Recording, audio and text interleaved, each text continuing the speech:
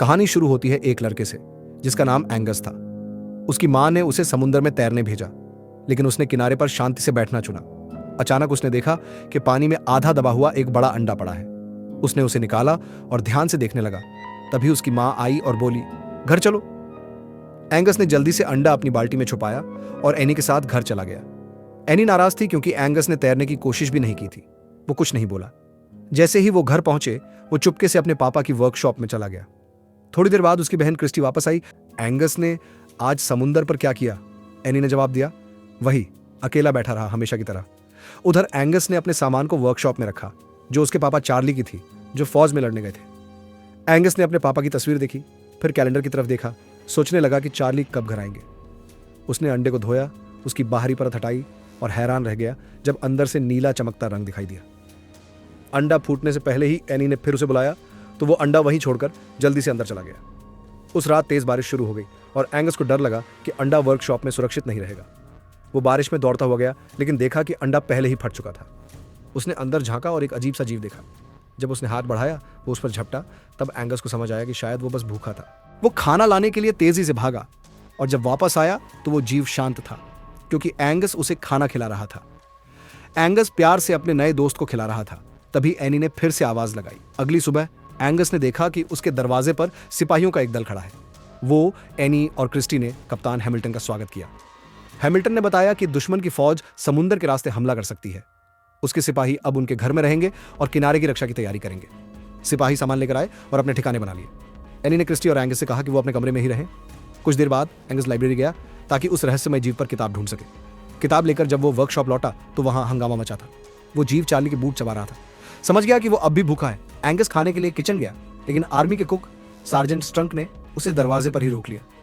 Angus ने मिन्नत की। वो जीव भूखा है, पर स्ट्रंक नहीं माना। तब एंगस ने कहा कि वो किचन का कचरा बाहर फेंक देगा। स्ट्रंक ने हामी भर दी। कचरे में से जो टुकड़े मिले उन्हें लेकर एंगस ने अपने दोस्त को खिलाया। वो खुशी से सब खा गया। एंगस ने उसका नाम रखा क्रूसो। खाना खाने के बाद क्रूसो खुशी से उस पानी के बिन में तैरने लगा जो एंगस ने उसके लिए भरा था। उधर कप्तान हैमिल्टन अपने सिपाहियों को लगातार ट्रेनिंग देता रहा, कहता कि दुश्मन कभी भी हमला कर सकता है। एंगस ने क्रूसो को वर्कशॉप में अकेला छोड़ा और धीरे से निकल गया ताकि एनी उसे न देखे। थोड़ी देर बाद लुइस नाम का एक आदमी शहर आया और सीधे वर्कशॉप पहुंचा जहां एनी काम कर रही थी। उसने नौकरी मांगी। एनी ने कहा, पहले पूरी वर्कशॉप साफ करनी होगी। लुइस मान गया और तुरंत काम शुरू कर दिया। सफाई करते वक्त उसने वो डस्टबिन उठाया जिसमें एंगस ने क्रूसो को छुपाया था। एंगस ने यह देखा और भागा, लेकिन बिन खाली था। उसने गुस्से में पूछा, तुम कौन हो? मेरे पापा की वर्कशॉप में क्या कर रहे हो?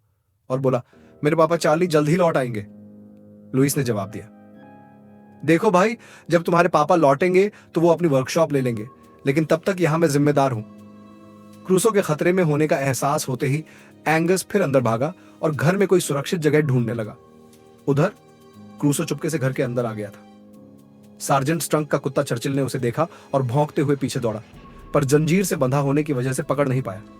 क्रूसो भागकर बाथरूम में घुस गया। तभी क्रिस्टी वहां आई और डरकर चीख पड़ी। वो भागकर ऊपर चली गई। एंगस ने उसे समझाया और कहा, क्रूसो मेरा पालतू है, वो वही अंडे से निकला है जो मुझे समुद्र किनारे मिला था। क्रिस्टी डर गई थी, पर वादा किया कि वो एनी को नहीं बताएगी, क्योंकि क्रूसो किसी को नुकसान नहीं पहुंचाएगा। वर्कशॉप में एनी ने लुइस को चार्ली के कुछ कपड़े धोने को दिए। लुइस रुका और पूछा, क्या चार्ली कभी वापस नहीं आएंगे? भारी मन से एनी ने कहा, चार्ली की मौत हो गई थी, उनका जहाज समुद्र में डूब गया। फिर एनी ने लुइस से कहा कि वो बाथरूम का रिसाव ठीक करे। जब लुइस ने उसी बाथरूम का दरवाजा खटखटाया तो एंग्स और क्रिस्टी ने उसे रोकने की कोशिश की। लंबी चुप्पी के बाद लुइस ने धमकी दी कि वो एनी को सब बता देगा। आखिरकार क्रिस्टी को दरवाजा खोलना पड़ा। लुइस अंदर आया और बोला, मैं बस लीकेज ठीक करने आया हूं। लेकिन तभी उसकी नजर क्रूसो पर पड़ी। वो रुक गया, डरते हुए बोला, ये क्या है? एंगस ने पूरी कहानी बताई। लुइस हैरान रह गया और उसे छूने के लिए हाथ बढ़ाया, पर क्रूसो ने झपट्टा मारा। लुइस बोला, यह बिल्कुल सी हॉर्स जैसा दिखता है, दुनिया का सबसे दुर्लभ जीव। कहानी के अनुसार एक वक्त में सिर्फ एक सी हॉर्स होता है। जब वो मरता है तो एक नया अंडा फूटता है और नया सी हॉर्स जन्म लेता है। उसने बताया कि सी हॉर्स में जादुई शक्तियां होती है। इतने में एनी ने दरवाजे पर दस्तक दी। एंगस ने लुइस से गुजारिश की, कृपया क्रूसो को छिपा दो, एनी उसे कभी घर में रहने नहीं देगी। लुइस मान गया। एनी अंदर आई, पर उसे कुछ नहीं दिखा। हालांकि क्रूसो कोने से झांक रहा था। लुइस ने बातों में एनी का ध्यान भटका दिया। बाद में जब एनी बाहर निकली तो उसे कप्तान हैमिल्टन मिले, जिन्होंने उसे सैनिकों के डिनर पर बुलाया। उस रात लुइस ने एंगस से कहा, हमें क्रूसो को वापस समुद्र में छोड़ देना चाहिए, वो वहीं का है। पर एंगस ने मना कर दिया। वो मेरा है, वो मेरे साथ रहेगा। शाम को डिनर शुरू हुआ। एंगस ने क्रूसो को बाथरूम में छोड़ा और दरवाजा बंद करना भूल गया। क्रूसो ने मौका देखा और बाहर निकल गया। उधर चर्चिल ने उसकी गंध सूंघ ली और पागलों की तरह खोजने लगा। जब उसने क्रूसो को देखा तो उसके पीछे भागा, डाइनिंग टेबल पर छलांग लगाई और पूरा भोज बिगाड़ दिया। सब लोग चर्चिल पर चिल्लाने लगे क्योंकि अब उसे मार पड़ने वाली थी। क्रूसो भागकर बाहर निकला और फव्वारे में कूद गया जहां उसे मछलियां मिली। वो खुशी से खाने लगा। एंगस घबरा गया और हर जगह क्रूसो को ढूंढने लगा। लुइस ने उसे तसल्ली दी कि वो क्रूसो को ढूंढकर सही सलामत वापस लाएगा। लुइस को आखिरकार क्रूसो मिल गया। अब वो पहले से कहीं ज्यादा बड़ा हो चुका था। लुइस ने एंगस को बुलाया और जब एंगस ने क्रूसो का आकार देखा तो उसे समझ आया अब उसे आजाद करने का समय आ गया है। दोनों ने मिलकर क्रूसो को ट्रक में रखा और समुद्र किनारे ले गए। भारी दिल से उन्होंने क्रूसो को पानी में छोड़ दिया। एंगस का दिल टूट गया, लेकिन वो जानता था और कोई रास्ता नहीं था। अगले दिन दो मछुआरे, जिम्मी और उसका दोस्त ह्यूई, समुद्र में मछली पकड़ रहे थे। अचानक ह्यूई को लगा कि रस्सी के दूसरे सिरे पर कुछ बहुत भारी फंसा है। जैसे ही उसने खींचा, उनकी नाव डूबने लगी। तभी पानी से एक विशाल क्रूसो बाहर आया। दोनों हैरान रह गए। ह्यूई बोला, इसे पकड़ लेते हैं, हम अमीर हो जाएंगे। पर जिम्मी ने मना कर दिया। क्रूसो ने डूबती नाव को खींचना शुरू कर दिया। तब जिम्मी ने रस्सी काट दी ताकि उनकी जान बच सके। वो देखता रह गया जब क्रूसो दूर समुद्र में तैर गया। इतना अनोखा और शानदार जीव उसने पहले कभी नहीं देखा था। उधर कप्तान हैमिल्टन ने एंगस से कहा कि उसकी मां चाहती है वो अब आर्मी ट्रेनिंग शुरू करे। एंगस सिपाहियों के साथ शामिल हुआ, उनकी मदद करता रहा, पर कुछ ही दिनों में ऊब गया।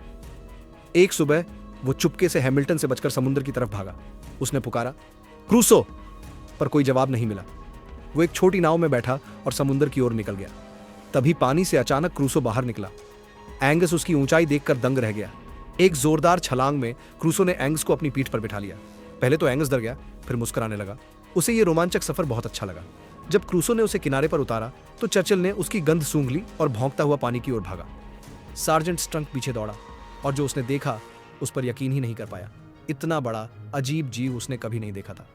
उस रात एंगस ने उत्साहित होकर क्रिस्टी और लुइस को सब बताया। तीनों हंस पड़े। हंसी की आवाज पूरे घर में गूंजने लगी। दरवाजे पर खड़ी एनी उन्हें देख मुस्कुराई और बाहर चली गई। लुइस उसके पीछे गया और एनी ने कहा, धन्यवाद लुइस, तुम्हारी वजह से मेरे बच्चे फिर से खुलकर हंसे। लुइस मुस्कुराया और धीरे से चला गया। इसी बीच जिम्मी एक रिपोर्टर जॉक को उस अजीब जीव के बारे में बता रहा था जो उसने समुद्र में देखा था। जॉक बोला, अगर ये खबर फैली तो निवेशक और सैलानी इस शहर में आएंगे। ह्यूई ने कहा, शहर वैसे ही ठीक है, पर जॉक ने जोर दिया, लोगों को इस खतरनाक जीव के बारे में जानने का हक है। अगले दिन कप्तान हैमिल्टन एनी और बच्चों को पास की पहाड़ी पर ले गया।